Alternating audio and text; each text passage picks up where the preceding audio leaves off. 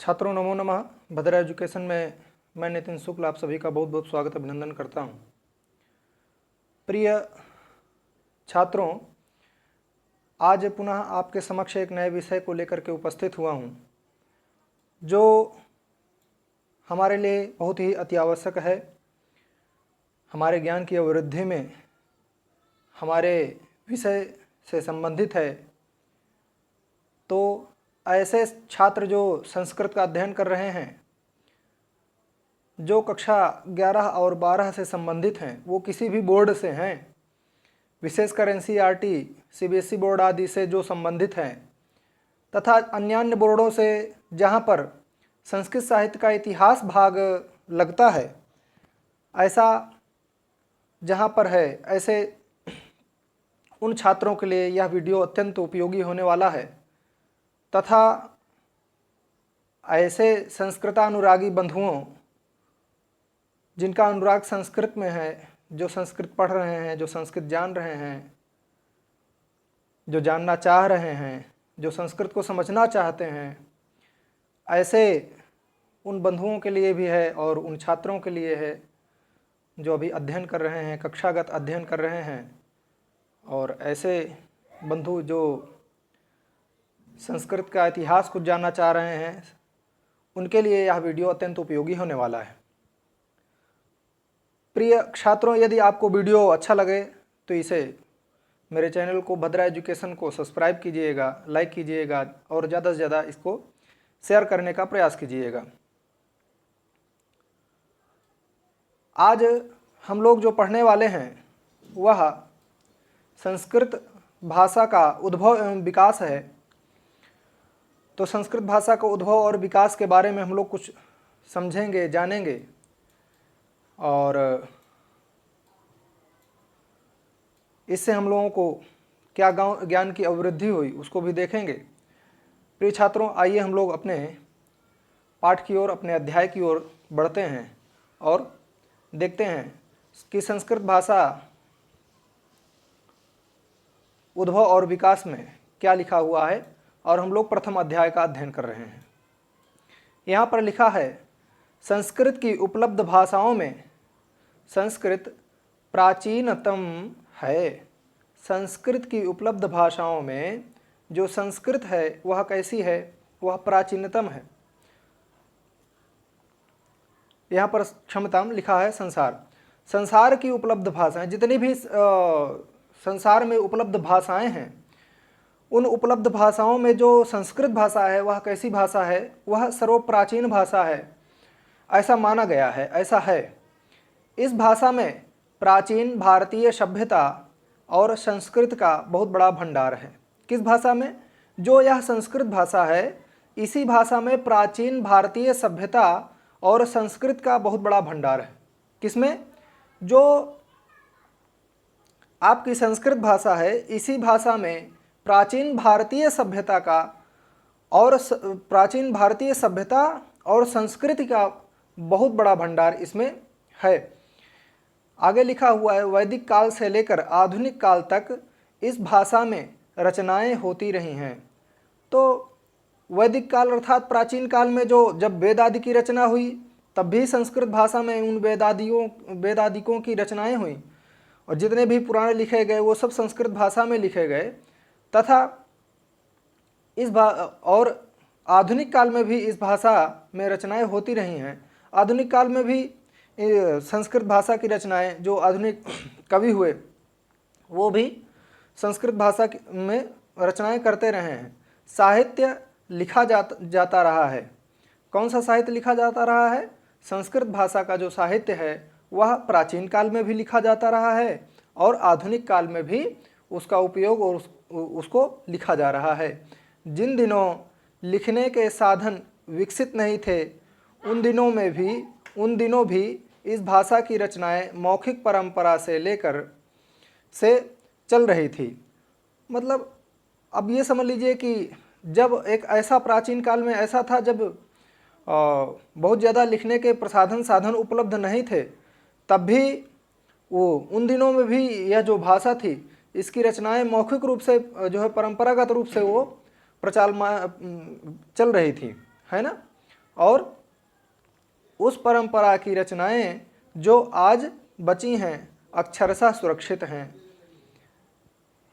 यही नहीं, उनके उच्चारण की पूर्व विधि भी पूर्ववत है, इसमें कोई मौलिक परिवर्तन नहीं हुआ है। जैसे प्राचीन काल में जब वेदों का किस प्रकार से उच्चारण किया जाता था, उसी प्रकार आज भी उन वेदों का उसी प्रकार उच्चारण किया जा रहा है, क्योंकि वह मौखिक परंपरा में चला आया। वह मौखिक परंपरा में जो वेद का उच्चारण था, वह मौखिक परंपरा में अभी तक जो है उसका अध्ययन अध्यापन होता हुआ चला आया, इसलिए वह उसी प्रकार अब भी पढ़ा जाता है जिस प्रकार प्राचीन काल में पढ़ा जाता था। आगे यहाँ पर लिखा हुआ है, संस्कृत भाषा को देववाणी या सुर भारती कहा जाता है।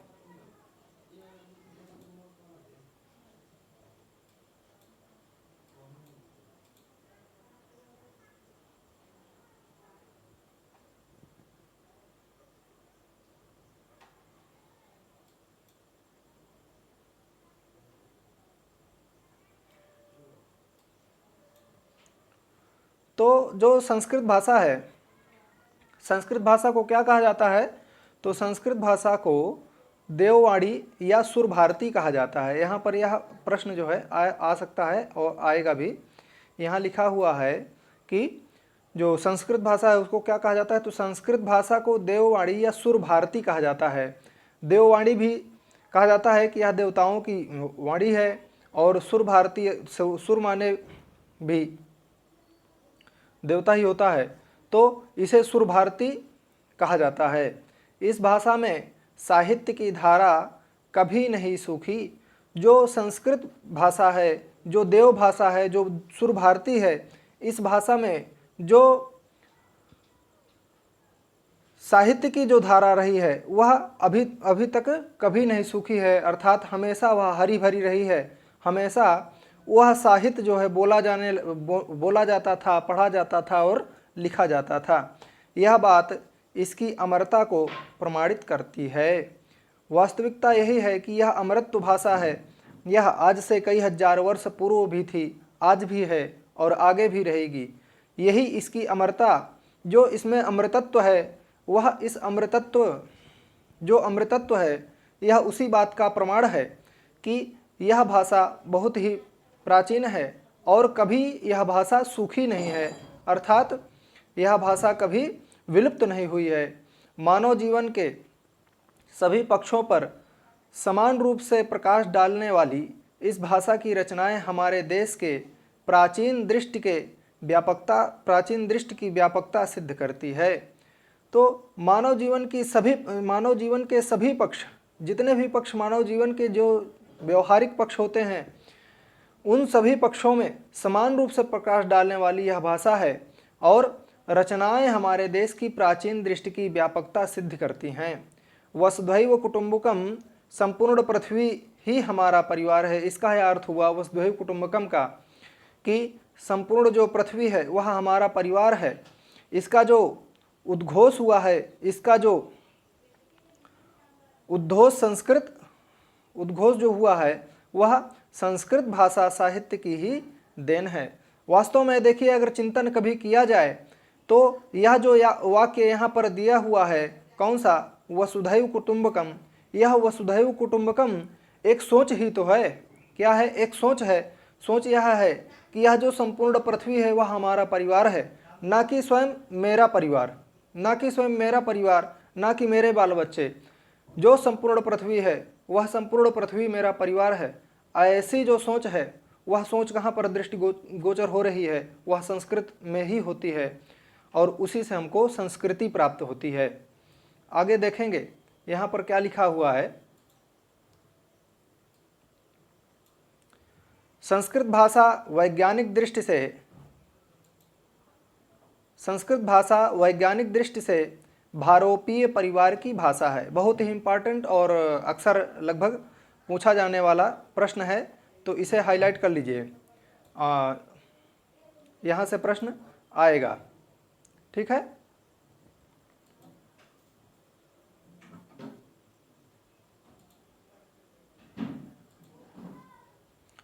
तो जो संस्कृत भाषा है, कौन सी भाषा?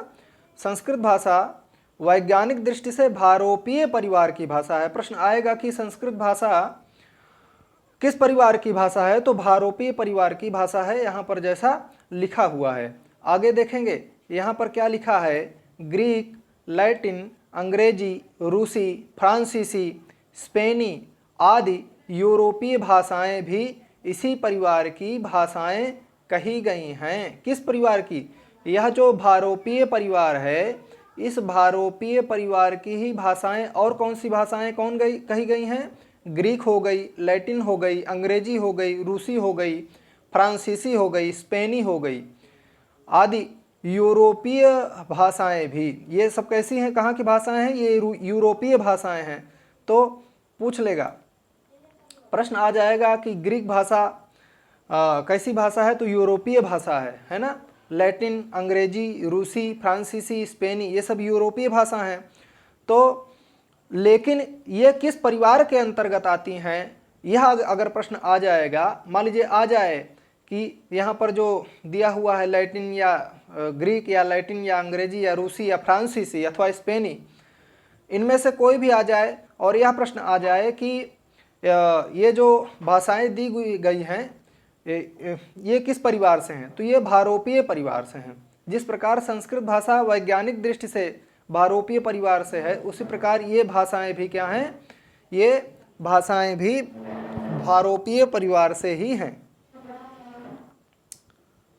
आगे लिखा हुआ है, यही कारण है कि इन भाषाओं में संस्कृत शब्दों जैसी ही ध्वनि और अर्थ वाले अनेक शब्द मिलते हैं। यही कारण है कि इन भाषाओं में संस्कृत शब्दों जैसी ही ध्वनि और अर्थ वाले अनेक शब्द मिलते हैं। जैसे अंग्रेजी भाषा हो गई, इसमें बहुत सारे शब्द हैं जो संस्कृत भाषा से मिलते हैं, या ग्रीक हो गई, या फिर लैटिन हो गई, या फिर रूसी हो गई अथवा फ्रांसीसी हो गई। इसमें क्या है कि इसमें यह देखा जाता है कि बहुत सारे शब्द हैं जो संस्कृत भाषाओं से उनकी ध्वनियाँ जो है क्या होती हैं, वो मिलती हैं। आगे देखेंगे, यहाँ लिखा है ईरानी भाषा तो संस्कृत से बहुत अधिक मिलती है। ईरानी भाषा जो है किससे? संस्कृत से बहुत ज़्यादा मिलती है। चलिए आगे देखिए, कौन सी भाषा संस्कृत से अत्यधिक मिलती है, तो ईरानी भाषा संस्कृत से अत्यधिक मिलती है।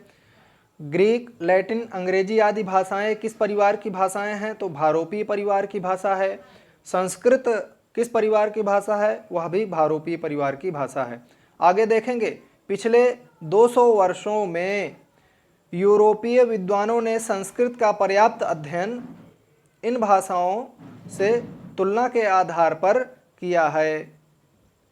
देखिए क्या हुआ कि पिछले 200 वर्षों से, 1 2 4 10 15 वर्ष नहीं, लगभग 200 वर्षों से यूरोपीय विद्वानों ने, जो यूरोपीय विद्वान हैं, यूरोपीय विद्वानों के द्वारा संस्कृत का पर्याप्त अध्ययन इन भाषाओं से तुलना के आधार पर किया गया है। इन भाषाओं से तुलना की गई, संस्कृत भाषा की इन भाषाओं से क्या किया गया, तुलना किया गया।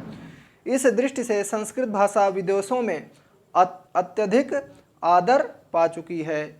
इस प्रकार जो है, जब वैसे तो हमारी भाषा संस्कृत भाषा जो है वह अपने में तो आदर तो है ही है उसका, परंतु जो विदेशी जन हैं वो भी इसका निरंतर अध्ययन करते रहते हैं, इसलिए यह जो भाषा है वह अत्यधिक आदर को पा चुकी है।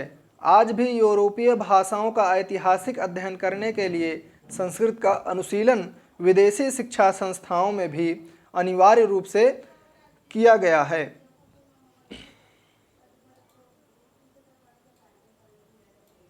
आगे देखेंगे, हमारे देश की प्रायः सभी आधुनिक भाषाएं संस्कृत से जुड़ी हैं।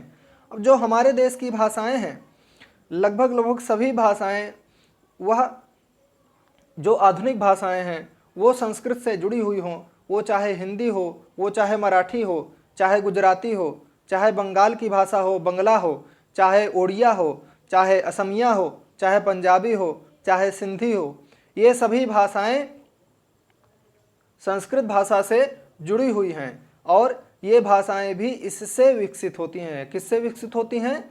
वो जो भाषाएं संस्कृत से ही विकसित होती हैं। यहाँ पर लिखा है तुलनीय संस्कृत अस्ति लैटिन एस्त फारसी अस्त, ये सभी समानार्थक हैं। अच्छा, जो है ये सभी समानार्थक शब्द दिए गए हैं, कौन कौन?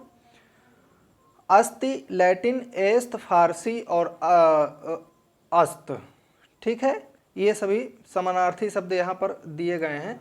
यहाँ लिखा हुआ है ईरानी भाषा तो संस्कृत से बहुत अधिक मिलती जुलती है। तो ईरानी जो है, ईरानी की ही ये सब क्या है,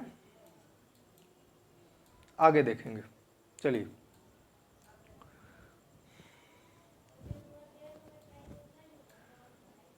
पुनः यहाँ देखेंगे लिखा हुआ है दक्षिण भारत की तमिल, तेलुगु, कन्नड़ तथा मलयालम में भी संस्कृत के बहुत से शब्द मिलते हैं जिन्हें उन भाषाओं ने अपने ढंग से अपनाया है। अब बता रहे हैं कि दक्षिण भारत की कुछ भाषाएं हैं, जैसे तमिल हो गई, तेलुगु हो गई, कन्नड़ हो गई तथा मलयालम हो गई।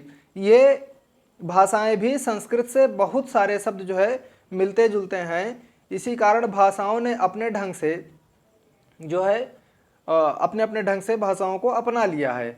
इसी प्रकार दक्षिण भारत की इन द्रविड़ भाषाओं से संस्कृत ने भी समय समय पर अनेक शब्द लिए हैं तथा उन्हें अपने रूप में ढाल दिया है। यही कारण है कि पृथक भाषा परिवारों के होने पर भी दोनों का परस्पर सामंजस्य है। संस्कृत भाषा ने राष्ट्र की एकता के लिए बहुत बड़ा कार्य किया है। संस्कृत भाषा ने क्या किया है? राष्ट्र की एकता के लिए क्या किया है? बहुत बड़ा कार्य किया है। जैसा कि कहा गया है, विष्णु पुराण की उक्ति है। विष्णु पुराण में क्या कहा गया है?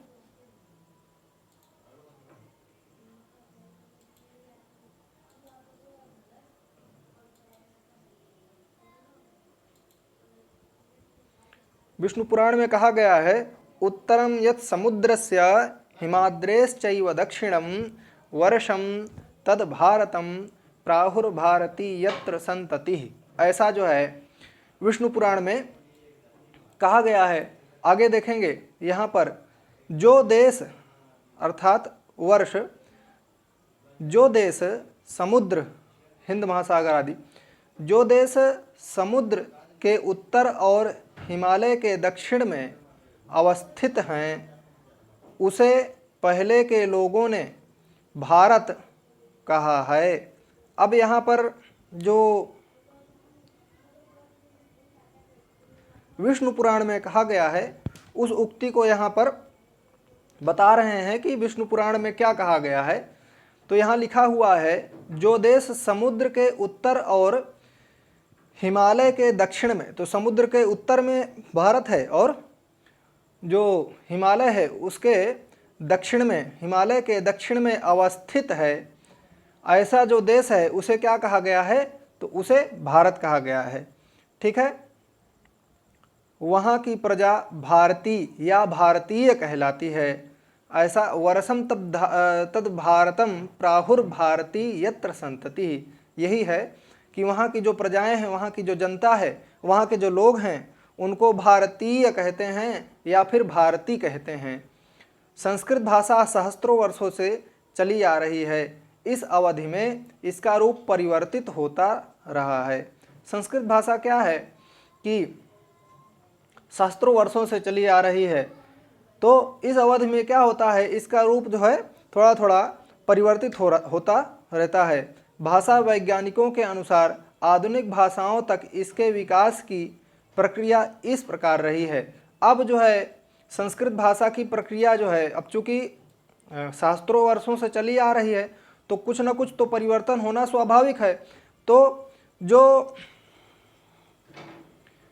भाषाविद रहे हैं, जो भाषा के वैज्ञानिक रहे हैं, उनके अनुसार कुछ यहाँ पर तथ्य दिया गया है, तो उसको हम लोग देखेंगे। भाषा वैज्ञानिकों के अनुसार आधुनिक भाषाओं तक इसके विकास की प्रक्रिया इस प्रकार रही है। तो जो भाषा वैज्ञानिकों के अनुसार आधुनिक भाषाओं तक इसके विकास की प्रक्रिया के बारे में यहाँ पर कुछ बता रहे हैं। लिखा हुआ है प्राचीन आर्य भाषा। यहाँ देखेंगे क्या लिखा है, प्राचीन आर्य भाषा काल। अब प्राचीन आर्य भाषा का जो काल रहा है वह 6000 ईसा पूर्व से 8000 ईसा पूर्व तक रहा है। वेरी वेरी इंपॉर्टेंट है यह, और यह क्वेश्चन अक्सर आता है, पूछा जाता है।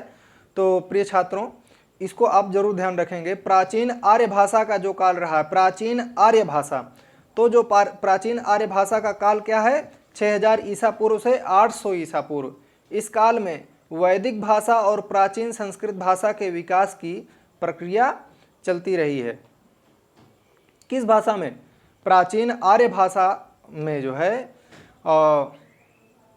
वैदिक भाषा और प्राचीन संस्कृत भाषा के विकास की प्रक्रिया जो है वह चलती रही है। अब जो है आगे मध्यकालीन आर्य भाषा, देखो 3 भाग में इसको बांट दिए है ना, प्राचीन आर्य भाषा, मध्यकालीन आर्य भाषा और आधुनिक आर्य भाषा।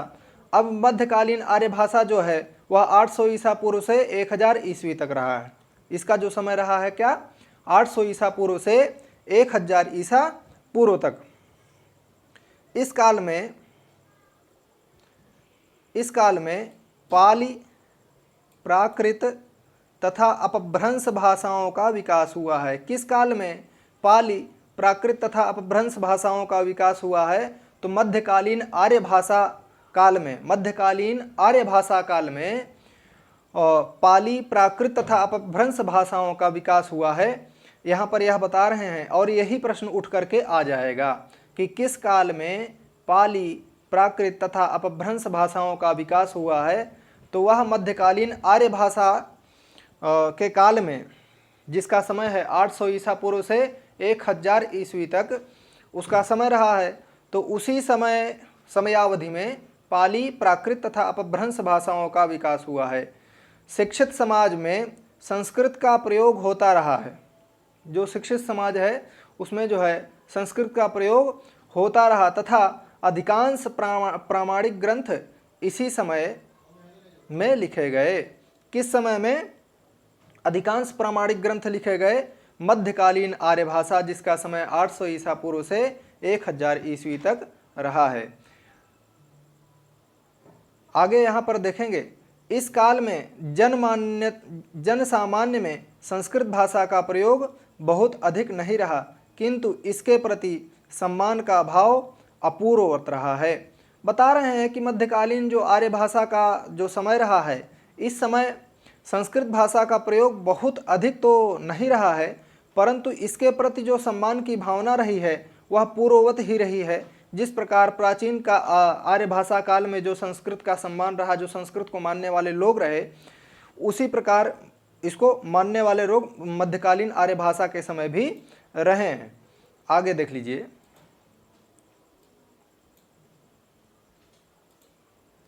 यहाँ पर लिखा हुआ है आधुनिक आर्य भाषा काल। अब जो आधुनिक आर्य भाषा काल है उसको देख लेंगे। आधुनिक आर्य भाषा काल में 1000 ईस्वी, ठीक है, 1000 ईस्वी से फिर अभी तक यह आधुनिक आर्य भाषा काल यही समय है, ठीक है। आगे लिखा हुआ है, इस काल में विभिन्न प्रदेशों में बोली जाने वाली अपभ्रंश भाषाओं से आधुनिक आर्य भाषाओं का विकास हुआ।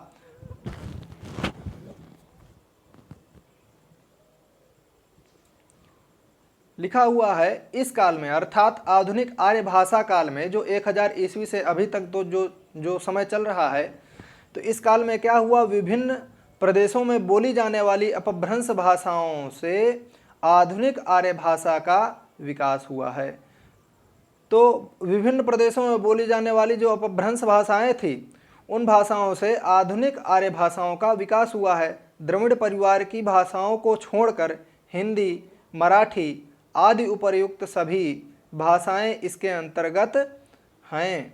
किसके अंतर्गत, आधुनिक आर्य भाषा काल के अंतर्गत हैं। कौन, हिंदी हो गई, मराठी हो गई, और जो ऊपर आधुनिक भाषाएं जो कही गई हैं, वो जो आधुनिक भाषाएं हैं वो सब इसी के अंतर्गत आ जाती हैं, ठीक है।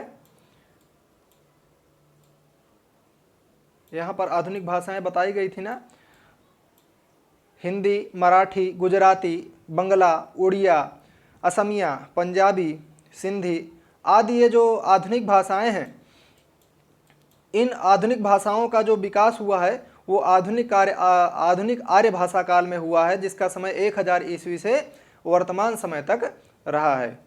आगे देख लेंगे।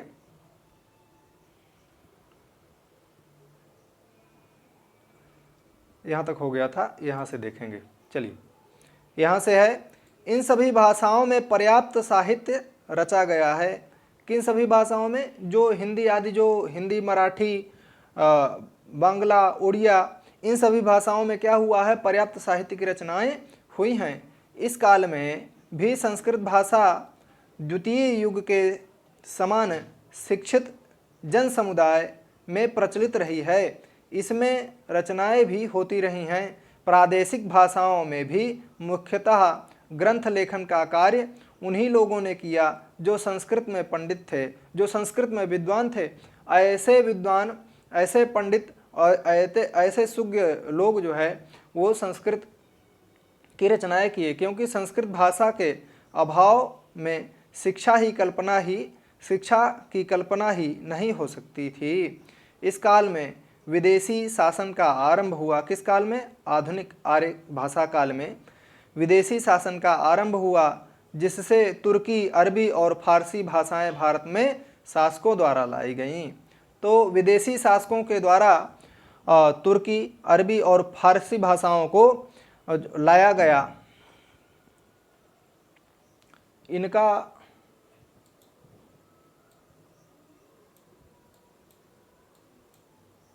इनका प्रभाव आधुनिक आर्य भाषाओं के शब्दकोश पर पड़ा। किनका प्रभाव? ये जो आधुनिक जो विदेशी भाषाएं, जो विदेशी शासक जो बाहर से जो जिन भाषाओं को लाए, तुर्की, अरबी, फारसी आदि, तो इन भाषाओं का शब्दकोश पर आधुनिक आर्य भाषाओं के शब्दकोश पर पड़ा, इनका प्रभाव पड़ा, जिससे बहुत से नए शब्द इन भाषाओं से आर्य भाषाओं में आ गए। संस्कृत भाषा इस आदान प्रदान से बहुत प्रभावित नहीं हुई। ठीक है, जो विदेशी शासकों के द्वारा जो भाषाएं लाई गईं उनके द्वारा प्रभाव तो पड़ा, परंतु बहुत ज़्यादा प्रभावित नहीं हुई। भाषा के रूप, अब भाषा के रूप के बारे में यहाँ बता रहे हैं।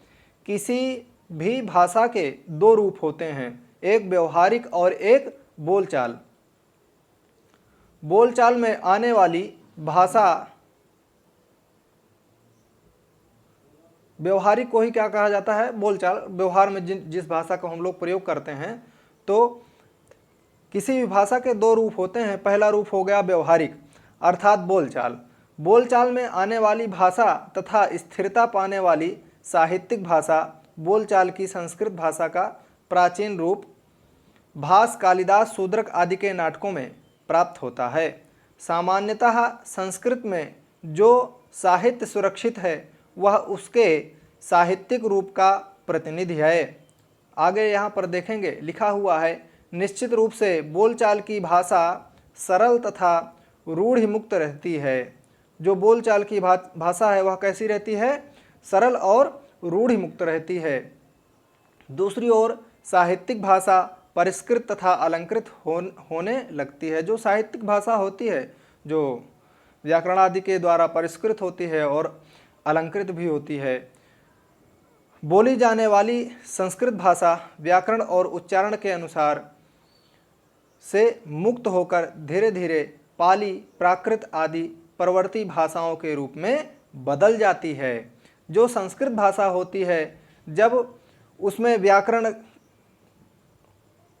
का और व्याकरण आदि का ज़्यादा ध्यान नहीं दिया जाता है, उसका अनुशासन नहीं किया जाता है, जब व्याकरण आदि का ज़्यादा ध्यान नहीं दिया जाता है, तो धीरे धीरे वही जो संस्कृत भाषा है वही पाली और प्राकृत में जो है परिवर्तित हो जाती है और बदल जाती है। जो उसमें अपभ्रंशता आ जाती है, जब व्याकरण आदि उसमें परिघटित नहीं किया जाता है, तो वह पाली और प्राकृत बदल जाती है। ठीक है, जबकि इसका यहाँ पर यह इंपॉर्टेंट है, इसको ध्यान रखिएगा। किसको? यह कि जब संस्कृत भाषा में व्याकरण और उच्चारण का जो है अनुशासन मुक्त हो जाता है, जब उसमें नहीं रहता व्याकरण आदि नहीं, उसका सही से प्रयोग नहीं होता है, तो वह भाषा किस में परिवर्तित हो जाती है? पाली और प्राकृत में। जबकि इसका साहित्यिक रूप क्रमशः कठिनाई की ओर बढ़ा है। ठीक है, आगे देखिए।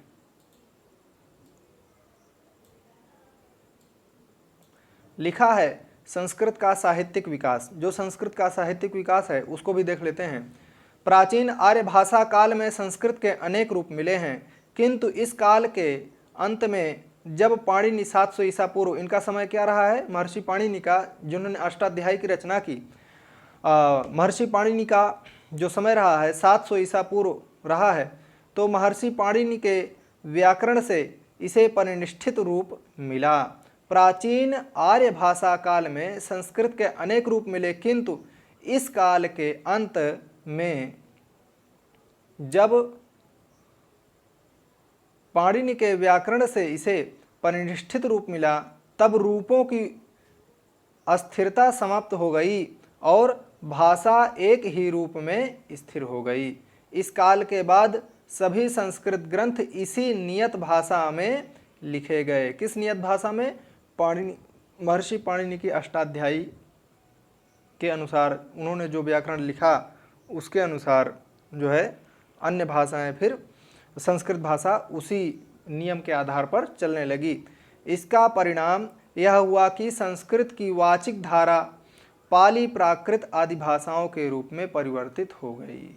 जो इसका परिणाम यह हुआ कि जो संस्कृत भाषा, संस्कृत की जो वाचिक भाषा है, संस्कृत बोले जाने वाली जो भाषा है, वह पाली और प्राकृत आदि भाषाओं में परिवर्तित हो गई। संस्कृत का रूप तो आज तक पाणिनि के व्याकरण पर ही आश्रित है, परंतु इसमें अन्य भारतीय भाषाओं के शब्दों का आगमन होता रहा। पाणिनीय व्याकरण के अनुसार, पाणिनीय व्याकरण का अनुसरण करने वाले संस्कृत साहित्य को लौकिक साहित्य कहते हैं। अब जो साहित्य महर्षि पाणिनि के व्याकरण के अनुसार चल रहा है या चलता है, उस साहित्य को क्या कहा जाता है? उस साहित्य को लौकिक साहित्य कहा जाता है। वस्तुतः यह इंपॉर्टेंट है, यहाँ पर इसको अंडरलाइन कर लीजिएगा। वस्तुतः इस शब्द का प्रयोग वैदिक साहित्य से भिन्न समस्त संस्कृत साहित्य के लिए किया जाता है। आगे लिखा हुआ है, इस अर्थ में लौकिक संस्कृत साहित्य रामायण, महाभारत और पुराणों को भी समाविष्ट कर लेता है।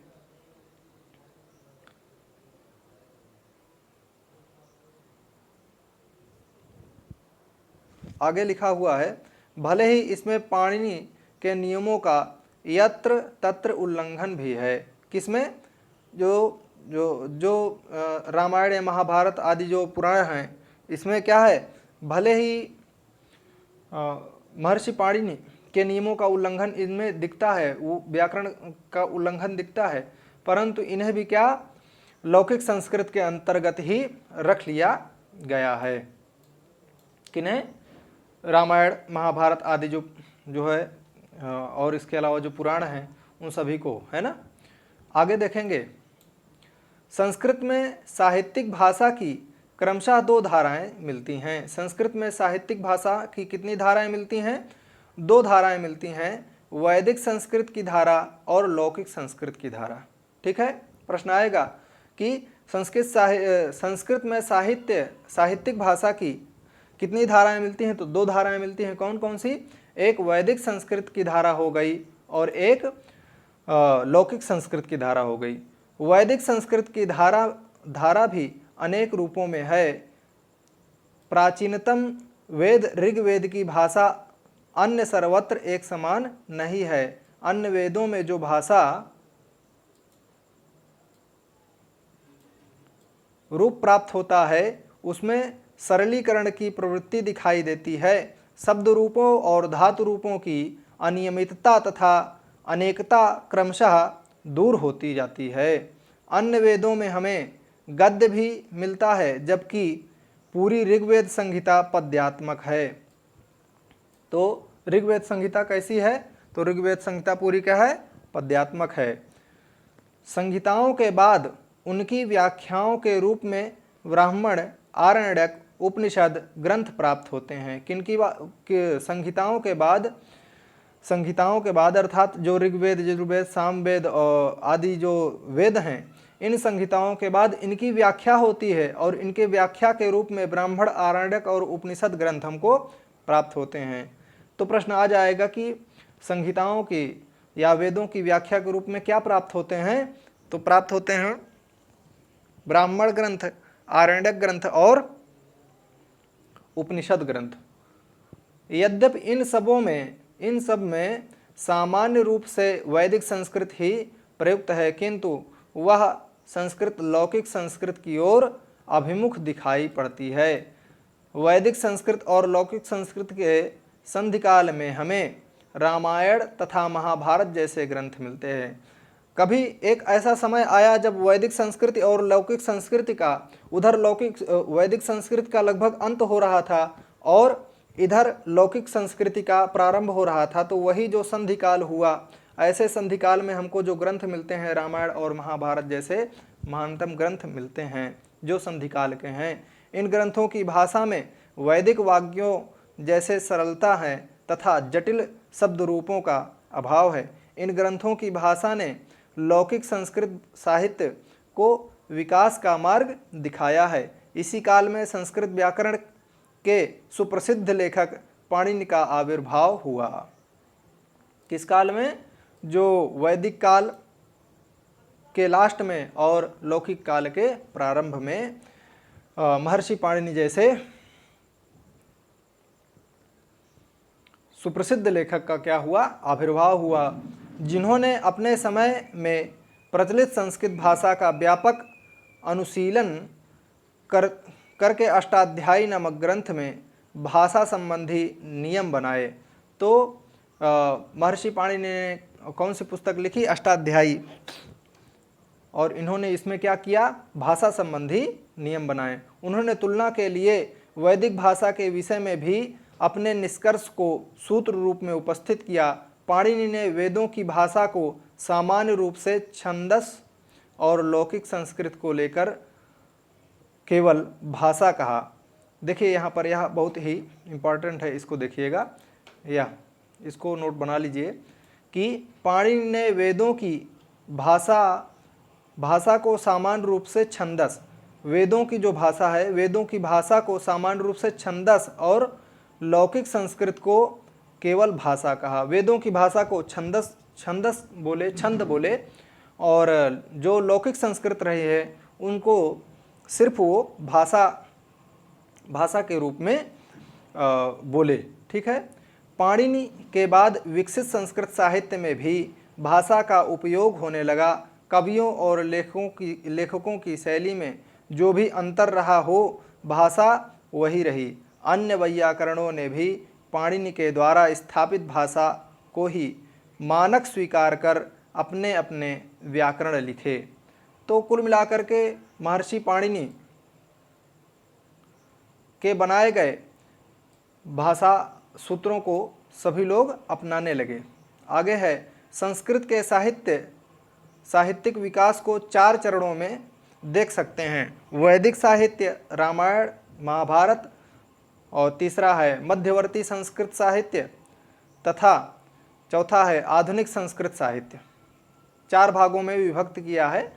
कौन सा? संस्कृत के साहित्य का जो विकास है उसको 4 चरणों में, वैदिक साहित्य, रामायण, महाभारत, और इसके बाद मध्यवर्ती संस्कृत साहित्य और आधुनिक संस्कृत साहित्य। शास्त्र ग्रंथों की रचना सभी चरणों में होती रही है। जो शास्त्र लिखे गए वो इन सभी 4 चरणों में लिखे गए। भाषा वैज्ञानिक दृष्टि से इन चरणों का काल इस प्रकार माना जाता है। वैदिक साहित्य का जो माना जाता है 6000 ईसा पूर्व से 800 ईसा पूर्व। रामायण और महाभारत का जो समय माना जाता है उसका जो काल माना जाता है 800 ईसा पूर्व से 300 ईसा पूर्व।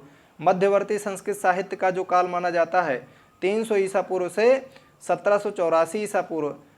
जिसमें महाकाव्य, नाटक, खंड काव्य आदि विधाओं के सरल तथा अलंकृत ग्रंथ लिखे गए। वह किसमें? मध्यवर्ती संस्कृत साहित्य में, जिसका समय है 300 ईसा पूर्व से 1784 ईसा पूर्व ईस्वी।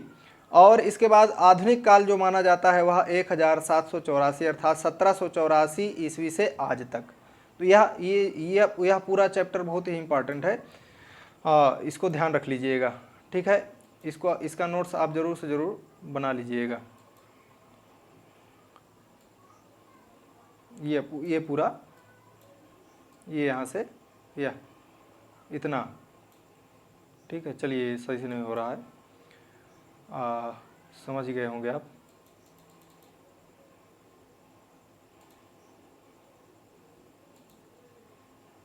ये यहाँ पूरा देख लीजिए, बहुत इम्पॉर्टेंट है ये, इतना है ना। चलिए आगे देख लीजिए। आगे है वैदिक और लौकिक संस्कृत में भेद। वैदिक संस्कृति और लौकिक संस्कृत में क्या भेद है उसके बारे में बता रहे हैं।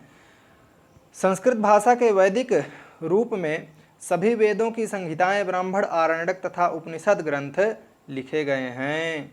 अब जो वैदिक काल में जो ग्रंथ लिखे गए वो कौन लिखे गए, कौन कौन से? तो संहिताएं, ब्राह्मण संहिताएं अर्थात वेद आदि जो लिखे गए, ब्राह्मण, आरण्यक तथा उपनिषद ग्रंथ, ये सभी किसमें लिखे गए? वैदिक, ये वैदिक काल में लिखे गए, है ना। इसके लौकिक रूप में वेदों का उपयोग बतलाने वाले वेदांग ग्रंथ रामायण, महाभारत, नाटक, काव्य तथा साहित्य, आयुर्वेद आदि से संबद्ध ग्रंथों की रचना विभिन्न युगों में हुई। वैदिक संस्कृत में मुख्यतः धर्म प्रधान साहित्य की रचना हुई। वैदिक संस्कृत में मुख्य रूप से किनकी रचना हुई? तो धर्म प्रधान साहित्य की रचना हुई, जिसका उपयोग यज्ञ आदि में होता था। तो जो मुख्य रूप से वैदिक संस्कृत में मुख्य रूप से जो जिनकी रचनाएं हुई, वेद आदि की रचनाएं हुई, उपनिषद आदि की रचनाएं जो है उसी में हुई। लौकिक संस्कृत में जीवन के अन्य अनेक पक्ष भी मिलते हैं। वैदिक संस्कृत का आरंभ तो पद्य से ही हुआ, है ना। वैदिक संस्कृत का जो आरंभ हुआ वह पद्य से हुआ, किंतु धीरे धीरे गद्य का साम्राज्य छा गया। लौकिक संस्कृत में पुनः पद्य की प्रतिष्ठा हुई और गद्य रचना का क्षेत्र सीमित हो गया। गद्य लिखना कठिन माना जाने लगा। वैदिक भाषा के छंदों से लौकिक संस्कृत के छंदों में भी भिन्नता आई है। इस प्रकार संस्कृत के छंदों में अधिक विविधता आ गई। भाषा की दृष्टि से वैदिक संस्कृत लौकिक संस्कृत से बहुत भिन्न है। जो भाषा की दृष्टि से अगर देखा जाए तो वैदिक जो संस्कृत है वह लौकिक संस्कृत से क्या है? बहुत भिन्न है। आगे लिखा हुआ है, किंतु यह भिन्नता ऐसी नहीं है जैसी संस्कृत और प्राकृत में है। संस्कृत और प्राकृत तो बिल्कुल अलग ही हो गया, समझने में बहुत सारी दिक्कत हो जाती है। संस्कृत और प्राकृत ध्वनिगत अंतर का प्राचुर्य है, जबकि वैदिक और लौकिक संस्कृत में ध्वनिगत अंतर शून्य प्राय है। जो वैदिक संस्कृति है और लौकिक संस्कृति है उसमें ध्वनिगत जो अंतर है वह शून्य है, वह नहीं है। विशेष रूप से शब्दगत भेद ही अधिक हैं। दोनों एक ही भाषा की दो शैलियां हैं। वैदिक संस्कृत में शब्द रूप संख्या में अधिक थे, लौकिक संस्कृत में कम। जैसे संस्कृत शब्द रूप गंतुम जाने के लिए, जैसे संस्कृत शब्द रूप है गंतुम जिसका अर्थ होता है जाने के लिए है, जाने के लिए। वैदिक भाषा में इसके अतिरिक्त इसी अर्थ में गंतव्य और गमध्यई और गंतोह इत्यादि कई रूपों के प्रयोग थे। यही देखिए, अब यहाँ पर गंतुम जाने के लिए यही अर्थ है, परंतु वैदिक संस्कृत में इनका जो प्रयोग हुआ वह गंतव्य लिखा गया, गमध्यई लिखा गया, गंतोह इत्यादि ये सब लिखा गया।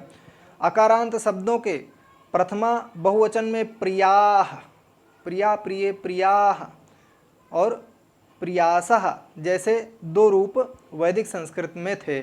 तृतीया बहुवचन में भी प्रियैः प्रियेभिः जैसे दो रूप यहाँ थे। लौकिक संस्कृत में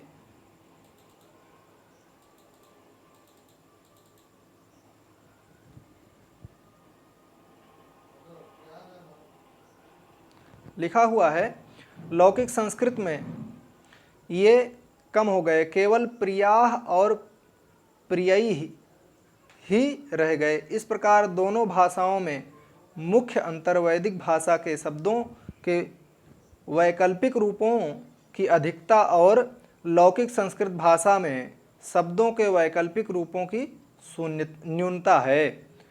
आधुनिक आर्य भाषा में संस्कृत का घनिष्ठ संबंध है। आधुनिक आर्य भाषा में जो संस्कृत है उसका घनिष्ठ संबंध है। ऊपर कहा गया है कि संस्कृत भाषा से ही प्राकृत भाषाओं का विकास हुआ है। ऊपर यह बताया गया है कि संस्कृत भाषा से ही प्राकृत भाषा का विकास हुआ है। पूछ लिया जाएगा प्राकृत भाषाओं का विकास किसके द्वारा हुआ है, तो वह संस्कृत के द्वारा हुआ है। तो संस्कृत भाषा के द्वारा ही प्राकृत भाषाओं का विकास हुआ है। ये भाषाएं जन सामान्य में प्रचलित हुई। संस्कृत नाटकों में भी इनका प्रयोग कुछ पात्रों के संवाद के रूप में होने लगा। इसमें स्वतंत्र ग्रंथ भी लिखे गए जिनमें काव्यों की संख्या अधिक थी। उधर आरंभिक बौद्ध साहित्य पाली भाषा में लिखा गया। और उधर जो है क्या हुआ कि आरंभिक बौद्ध जो है वह बौद्ध साहित्य किस भाषा में लिखा गया, पाली भाषा में। यह पूछ लेगा प्रश्न कि जो है बौद्ध साहित्य किस भाषा में लिखा गया, पाली भाषा में लिखा गया। जैन धर्म के ग्रंथ अर्धमागधी, और जैन धर्म के जो है ग्रंथ किस में लिखे गए, वो अर्धमागधी में लिखे गए। प्राकृत का ही एक भेद है कौन, अर्धमागधी। तो जैन धर्म के जो ग्रंथ हैं वो किस में लिखे गए, अर्धमागधी में लिखे गए। यह इंपॉर्टेंट है, इसको ध्यान रखिएगा। प्रथम शताब्दी ईस्वी के बाद से इन धर्मों के ग्रंथ संस्कृत में भी लिखे गए। प्रथम शताब्दी के बाद जो है जैन धर्म और बौद्ध धर्म, इनके ग्रंथ भी संस्कृत में लिखे गए। प्राकृत का विकास उत्तरी और मध्य भारत के विविध क्षेत्रों में विभिन्न रूपों में हुआ। इसलिए प्राकृत के महाराष्ट्र में सौरसेनी, ठीक है,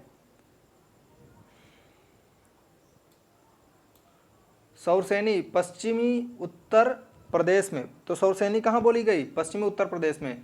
मागधी पूर्वी भारत में, अर्धमागधी पूर्वी उत्तर प्रदेश में, तथा पैसाची सिंध और पश्चिमोत्तर भारत में। ये मुख्य भेद हैं, ये इनके मुख्य भेद हैं, ये यहाँ बोली गई है। और ये प्राकृत के मुख्य रूप से ये भेद हैं, जबकि उपभेदों की संख्या अधिक है। उपभेदों की संख्या क्या है, वह अधिक है। आगे देखेंगे, इन प्राकृतों से उन नामों वाली अपभ्रंश भाषाओं का विकास हुआ। ये भी विभिन्न क्षेत्रों से संबंध हुई। इस काल में संस्कृत शब्द रूपों की विभक्तियों को मूल शब्द से पृथक किया गया तथा नए नए विभक्ति चिन्हों का विकास हुआ। क्षेत्रीय अपभ्रंश भाषाओं ने पृथक पृथक आधुनिक आर्य भाषाओं को जन्म दिया। क्षेत्रीय जो अपभ्रंश भाषाएं थी उनसे जो है पृथक पृथक छोटी छोटी भाषाएं आर्य भाषाओं का जो है जन्म हुआ।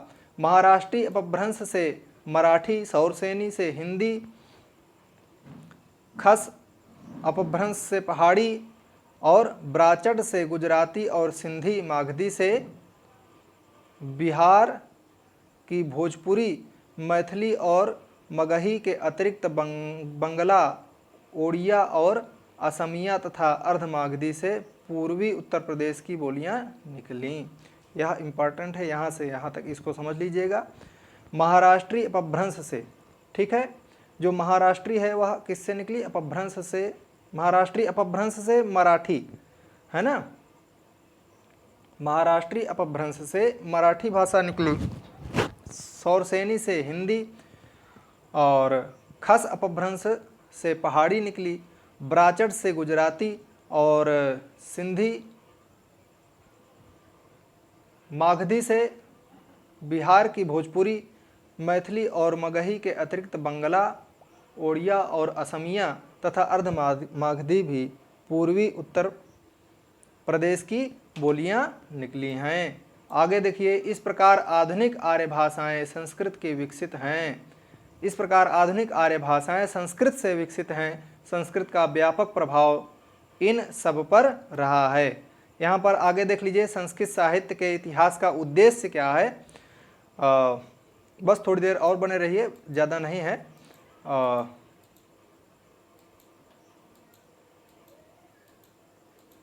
एक ही वीडियो में इसको समाप्त कर देते हैं।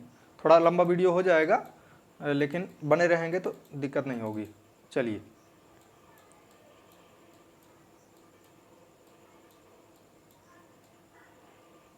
वैदिक और लौकिक संस्कृत में भेद। वैदिक और लौकिक संस्कृत के भेद यहाँ बताए जा रहे हैं। लिखा है, नहीं यहाँ ये तो हो गया था।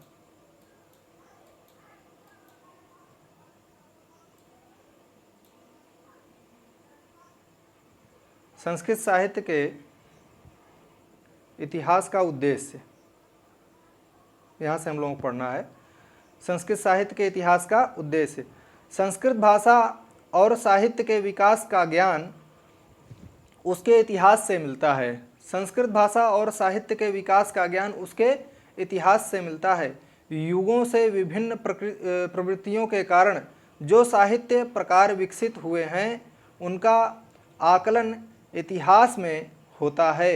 हजारों ग्रंथों की राशि में गुण और महत्व की दृष्टि से चुने हुए ग्रंथों का संक्षिप्त परिचय इतिहास दे देता है तथा पूरे वाङ्मय में उस ग्रंथ की स्थिति भी बताता है। अकेले पाठक को संपूर्ण वाङ्मय का कम समय में परिचय देना इतिहास का काम है। संस्कृत भाषा न जानने वाले लोग भी साहित्य के इतिहास के ग्रंथों तथा ग्रंथकारों के विषय में एवं उनके उद्भव की स्थितियों को जान सकते हैं। यह संस्कृत साहित्य के इतिहास की उपयोगिता है। संस्कृत साहित्य एवं समकालीन प्रवृत्तियाँ, इसको देखेंगे। विभिन्न युगों में जो संस्कृत साहित्य का विकास हुआ वह तात्कालिक परिस्थितियों के अनुरूप था। विभिन्न युगों में जो संस्कृत साहित्य का विकास हुआ है वह तात्कालिक परिस्थितियों के अनुरूप था। साहित्य के अनुशीलन से उन परिस्थितियों का अनुपालन होता रहा। वस्तुतः जन सामान्य को ध्यान में रखकर ही साहित्यिक प्रवृत्तियाँ पनपती हैं। वैदिक साहित्य के विकास में तात्कालिक धार्मिक जीवन का आभास मिलता है। उस युग में यह भाषा लोक व्यवहार में भी थी, किंतु यज्ञानुष्ठान, नैतिक नियमों का अनुपालन तथा प्राकृत के उपादानों के प्रति श्रद्धा की भावना का मूल्य अधिक होने से इन पर बल देने वाला वैदिक साहित्य ही सुरक्षित रह सका है। लौकिक साहित्य में लौकिक भावनाओं का प्रकाशन करने वाली सामग्री अत्यल्प है।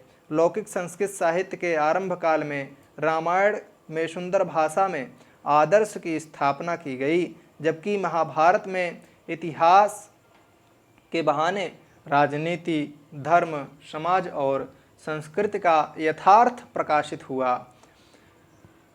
पुराणों में संपूर्ण भारत के तीर्थस्थलों, आख्यानों एवं इतिहास के अतिरिक्त ज्ञान के अन्यान्य क्षेत्रों को आलोकित करने की प्रवृत्ति है। इन तीनों का अवगाहन जन जन की अनौपचारिक शिक्षा का स्वरूप था। परवर्ती साहित्य के विकास में विविध प्रवृत्तियां काम करती हैं। आरंभिक नाटकों तथा काव्यों में भाषा की सरलता यह प्रकट करती है कि सरल संस्कृत व्यापक रूप से प्रचलित थी। अनेक क्षेत्रों में जनता संस्कृत और प्राकृत दोनों समझती और बोलती भी थी। आगे चलकर संस्कृत भाषा का अनुशासन कठोर हो जाने पर साधारण जनता संस्कृत छोड़कर प्राकृत तथा अपभ्रंश की ओर प्रवृत्त होने लगी। जब लोगों को संस्कृत बोलने में कठिनता, संस्कृत को समझने में कठिनता होने लगी, तो लोग प्राकृत भाषा, अपभ्रंश जो भाषाएं थीं उनकी ओर बढ़ने लगे। किंतु परिनिष्ठित शिक्षा संस्कृत माध्यम से होने के कारण शिक्षितों में अनुरूप संस्कृत साहित्य क्रमशः कठिन होता गया। इस स्थिति में पांडित्यपूर्ण काव्य, नाटक, गद्य, पद्य आदि रचे गए। अधिसंख्य साहित्यिक रचनाएं राजाश्रय में लिखी गईं, जिनमें यथार्थ से अधिक अलंकृत अभिव्यक्ति पर बल दिया गया। जनरुचि ऐसी रचनाओं के प्रति हो गई। भारतवर्ष पर विदेशी आक्रमणों के बाद संस्कृत की धारा पारंपरिक काव्य शैली में नाटक, चंपू, गद्य काव्य द्वारा देशी राजाओं की विजय अथवा व्यक्ति विशेष के वर्णन में प्रवृत्त हुई। अब जो भारतवर्ष पर जब विदेशी आक्रमण होने लगे, तो विदेशी आक्रमण जब होने लगे तो जो संस्कृत की धारा पारंपरिक काव्य शैली में वह नाटक के रूप में, चंपू के रूप में, गद्य काव्य के रूप में, पद्य काव्य के रूप में परिवर्तित होने लगी और राजाओं की विजय अथवा व्यक्ति विशेष के वर्णन में प्रवृत्त हो गई। राजा यदि विजय कर रहे हैं तो राजा से संबंधित नाटक लिख दिया गया और उनसे संबंधित चंपू काव्य लिख दिया गया, उनसे संबंधित गद्य काव्य लिख दिए गए। उनकी महानता को बताने के लिए ग्रंथ लिखे जाने लगे। आधुनिक काल में सामाजिक राजनीतिक समस्याओं की ओर संस्कृत साहित्यकारों का ध्यान गया। आधुनिक काल में सामाजिक राजनीतिक समस्याओं की ओर संस्कृत साहित्यकारों का क्या हुआ, वो ध्यान गया। स्वाधीनता संग्राम में साहित्य की सर्जना कहीं प्रतीकात्मक, कहीं प्रत्यक्ष रूप से हुई। आज का संस्कृत साहित्य काव्य, नाटक, लघु कथा, उपन्यास आदि विधवा विवाह, दहेज प्रथा, भ्रष्टाचार, राजनीति, शिक्षा का क्षरण इत्यादि विविध विषयों को रेखांकित करते हुए लिखा गया। प्राचीन संस्कृत साहित्य में उतना वैविध्य नहीं था जितना आधुनिक संस्कृत में मिलता है। विभिन्न युगों की प्रवृत्तियों को संस्कृत साहित्य की परंपरा ने आत्मसात किया। लोकव्य व्यवहार की यदि बात करें तो पिछले 4000 वर्षों में संस्कृत का लोकव्य व्यवहार विभिन्न रूपों में हो रहा है। वैदिक युग तथा वेदांगों के समय तक जन सामान्य में संस्कृत का व्यापक प्रयोग था। वैदिक युग में और वेदांगों के समय, वैदिक और वेदांगों के समय जो संस्कृत का जो है व्यापक रूप से प्रयोग होता था। यास्क का जो समय बताया गया 800 ईसा पूर्व, तो यास्क ने भाषा शब्द का प्रयोग लोक प्रचलित संस्कृत के अर्थ में किया। पतंजलि ने भाषा की प्रवृत्तियों को लोकाश्रय कहा। पतंजलि ने भाषा की प्रवृत्तियों को लोकाश्रय कहा। उसी का विवेचन व्याकरणकर्ता हैं। वाल्मीकि ने शिष्ट जनों में परिष्कृत तथा शेष जनों में साधारण संस्कृत के प्रयोग का संकेत किया। अपने धर्म प्रचार में जैनों ने प्राकृत तथा बौद्धों ने पाली का भले ही प्रयोग आरंभ किया था, किंतु ईस्वी सन के आरंभ से दोनों को शास्त्रीय विचार विमर्श के लिए संस्कृत का विकास लेना पड़ा। पाषाणों, ताम्रपत्रों आदि में अंकित अभिलेख कुछ अपवादों को छोड़कर संस्कृत में ही हैं। जो पाषाणों में लिखे गए, जो ताम्र पात्रों में लिखे गए, उनमें जो अधिकांश जो अभिलेख लिखे हैं वो संस्कृत भाषा में ही लिखे गए हैं। चीनी यात्री ह्वेनसांग, जिसका समय था 629 ईस्वी से 643 ईस्वी के बीच भारत भ्रमण करने आया था। कौन? ह्वेनसांग जो चीनी यात्री था, वह 629 ईस्वी से 643 ईस्वी के मध्य जो है क्या किया था, भारत भ्रमण करने आया था। इसके अनुसार बौद्ध लोग सामान्य वाद विवाद में संस्कृत का प्रयोग करते थे। किसके अनुसार? ह्वेनसांग आया था 629 ईस्वी से 643 ईस्वी के मध्य में यहाँ रहा, तो उसके अनुसार जो बौद्ध लोग थे वो सामान्य रूप से जो वाद विवाद करते थे वह संस्कृत भाषा में ही उसका प्रयोग करते थे। रामायण और महाभारत का सामान्य जनता में पाठ होता था, जो संस्कृत के सर्वजन गम्य होने का प्रमाण है। कश्मीरी कवि बिल्हड़ कहते हैं, जो बिल्हड़ कहाँ कवि हैं, तो कश्मीरी कवि हैं। बिल्हड़ कहते हैं कि उनके प्रदेश में स्त्रियां भी संस्कृत प्राकृत दोनों भाषाएं समझती हैं। दूसरों का क्या कहना। तो जो बिल्हड़ हैं कश्मीरी कवि, वो कहते हैं कि उनके प्रदेश की जो स्त्रियां हैं वो भी संस्कृत और प्राकृत भाषाओं को खूब अच्छे से समझती हैं, बोलती थी। ठीक है। और बिल्हड़ क्या लिखते हैं, यत्र स्त्रीणामपि किम परम मातृभाषो भाषावदेव प्रत्यावासम विलसति वचः प्राकृतम संस्कृतं च। विक्रमांक देवचरितम में यह लिखा गया है, जो बिल्हड़ की रचना है। यह भी ज्ञातव्य है कि दिल्ली सल्तनत के समय 1206 ईस्वी से 1526 ईस्वी भी अनेक संस्कृत अभिलेख किसी लोक कल्याणकारी के स्मारक के रूप में लिखे गए। ठीक है। भारत के दक्षिण पूर्वी उपनिवेशों जैसे इंडोनेशिया, थाईलैंड इत्यादि में 14वीं शताब्दी ईस्वी तक राजभाषा के रूप में संस्कृत का प्रचलन था। कहाँ पर, भारत के जो दक्षिण पूर्वी उपनिवेशों में जैसे इंडोनेशिया, थाईलैंड आदि हैं, यहाँ पर 14वीं शताब्दी ईस्वी तक राजभाषा के रूप में संस्कृत का प्रचलन रहा है। इसको ध्यान रखिएगा। वहाँ के संस्कृत अभिलेख इसे प्रमाणित करते हैं। ऐसी स्थिति में यह कहा जा सकता है कि प्रारंभ में प्रायः ईस्वी सन की कुछ शताब्दियों तक जन सामान्य में संस्कृत भाषा का प्रयोग होता था। कालक्रम से यह शिष्ट जनों तक शिक्षा, ग्रंथ रचना, वाद विवाद, शास्त्रार्थ आदि के क्षेत्र में सीमित हो गया। साहित्य रचना के क्षेत्र में वर्तमान युग तो संस्कृत का वास्तविक स्वर्ण युग है। साहित्य रचना, ठीक है।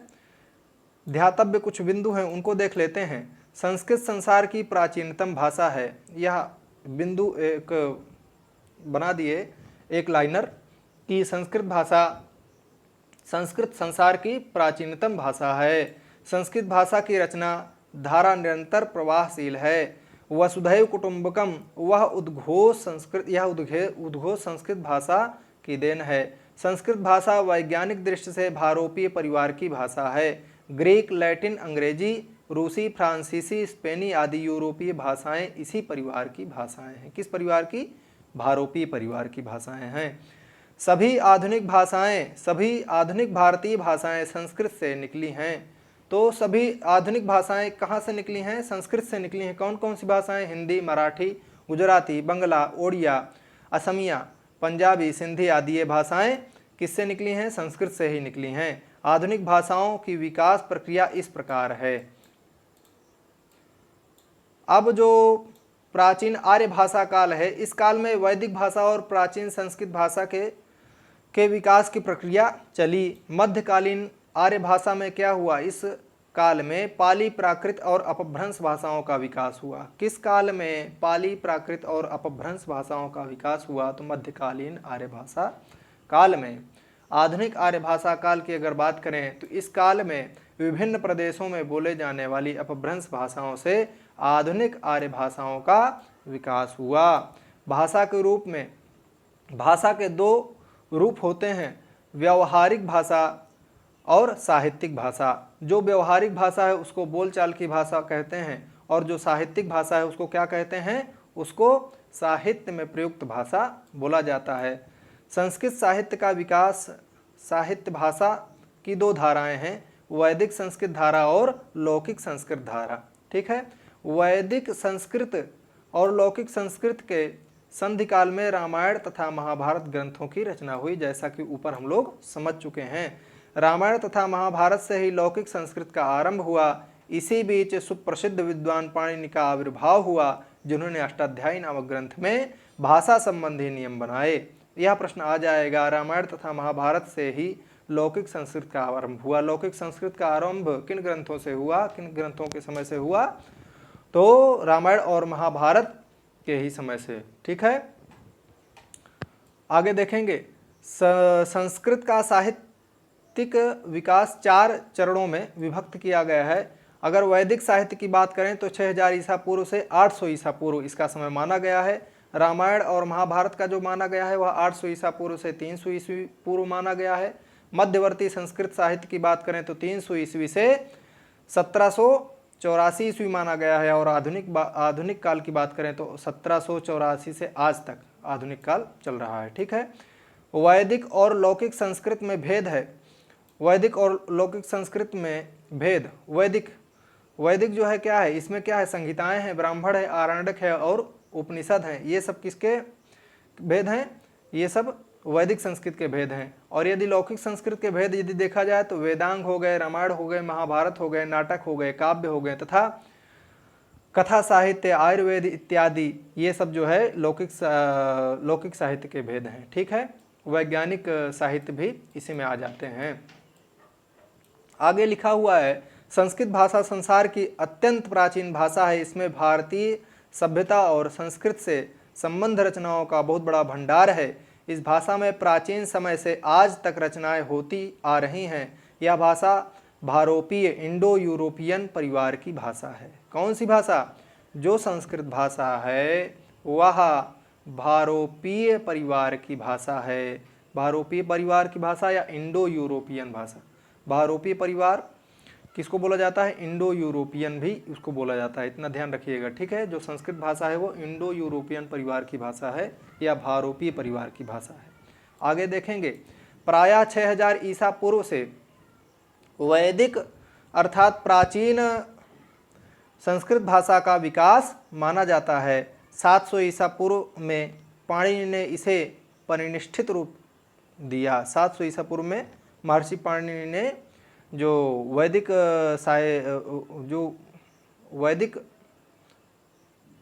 या प्राचीन संस्कृत थी उसको जो है क्या किया, एक परिनिष्ठित रूप दिया। इस काल के बाद सभी संस्कृत ग्रंथ इसी भाषा में लिखे गए।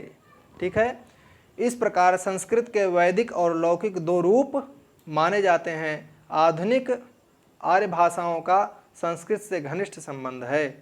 पाली, प्राकृत तथा अपभ्रंश भाषाओं का विकास भी वैदिक तथा लौकिक संस्कृत से ही हुआ है। क्षेत्रीय अपभ्रंश भाषाओं से विभिन्न आधुनिक आर्य भाषाओं का विकास हुआ है। इस प्रकार संस्कृत समस्त आर्य भाषाओं की जननी है।